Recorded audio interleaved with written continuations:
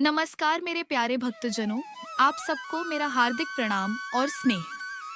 स्वागत है आपका आपके अपने चैनल पुष्पा देवी भक्ति में। आज का हमारा विषय है, घर में लोग लड्डू गोपाल जी क्यों रखते हैं, ये परंपरा क्यों है और इसमें इतना अपनापन और श्रद्धा क्यों झलकती है। सबसे पहले समझते हैं लड्डू गोपाल जी हैं कौन।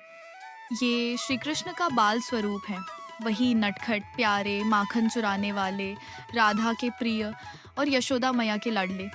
घर में लड्डू गोपाल को रखना मतलब है भगवान को अपने बच्चे की तरह मानना, उनकी सेवा करना, उन्हें सुलाना, खिलाना और सजाना। कहा जाता है कि जब घर में लड्डू गोपाल विराजमान होते हैं तो वहाँ सुख शांति और समृद्धि बनी रहती है। हर दिन शुभ बनता है और नकारात्मकता दूर हो जाती है।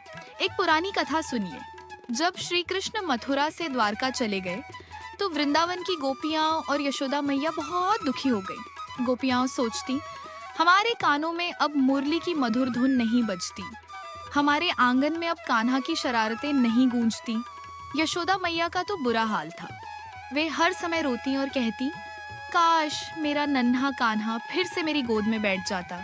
उनका दुख देखकर नारद मुनि आए और बोले, माँ यशोदा, अगर आप चाहती हैं कि कृष्ण हमेशा आपके पास रहें तो उनके बाल स्वरूप को घर में विराजमान कर लीजिए।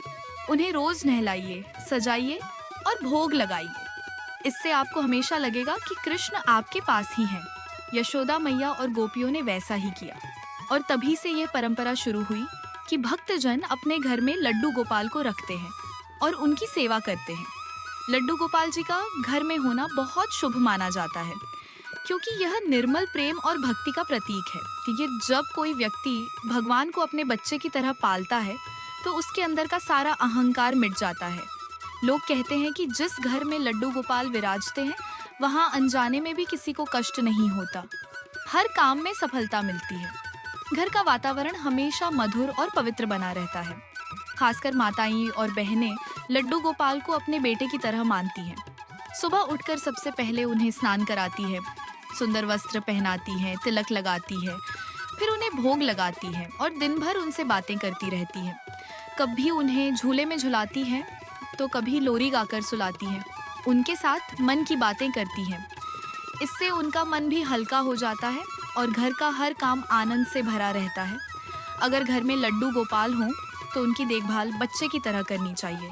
सुबह स्नान कराइए, अच्छे कपड़े पहनाइए, तिलक कीजिए, उन्हें भोग लगाइए, दिन भर उनके पास दीपक जलाइए, रात को उन्हें सुला दीजिए।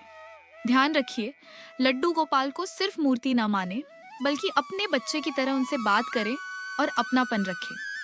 लड्डू गोपाल की सेवा करने से मन को बहुत शांति मिलती है, भक्ति का भाव बढ़ता है और परिवार में एक पवित्र ऊर्जा बनी रहती है। भक्तों को ऐसा अनुभव होता है जैसे उनके जीवन में भगवान स्वयं रह रहे हों।